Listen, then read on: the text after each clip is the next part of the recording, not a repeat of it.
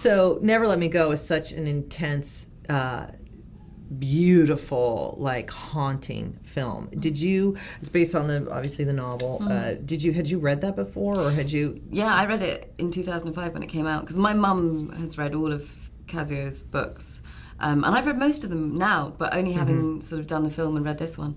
And I loved it. And I always knew they'd make a film, and I always wanted to play Kathy. Yeah, and how'd you get to Kathy? It was sort of a weird... I knew it was kind of around for a while. Like, I remember hearing in, like, 2007, oh, Alex Garland's written a script, and then it just never seemed to... I think lots of things happened within the production. And I was on Broadway doing The Seagull, so I wasn't in London to audition. And, anyway, I ended up being, after Sundance, after An Education came out, going to meet Mark Romanek and one of the producers in New York and doing the audition.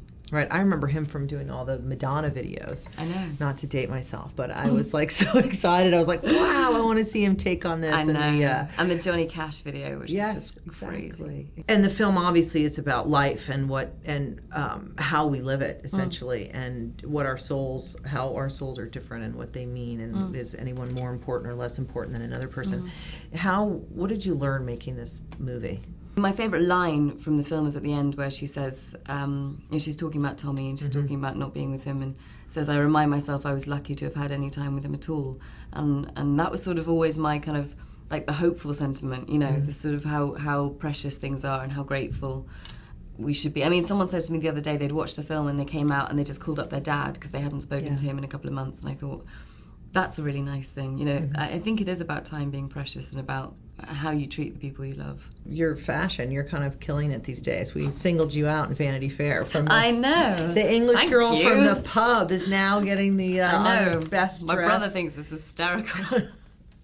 He's like, really? Yeah. No, I know. It's really nice. It was so nice. Yeah. Well, it does, though. In a weird way, it's become a different extension of part of acting. It's funny how that happens, but people always look.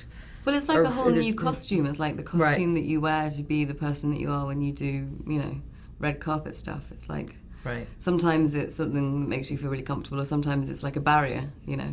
So if you wear something crazy that's so not you, then you can sort of feel like, wow, this is just an alternate person. You know, this is my alter ego who's like having a blast, you know. On the carpet. Oh, photos. Yeah. What are you working on now? I'm doing a play on Broadway in January or February, at some point in spring. Which one?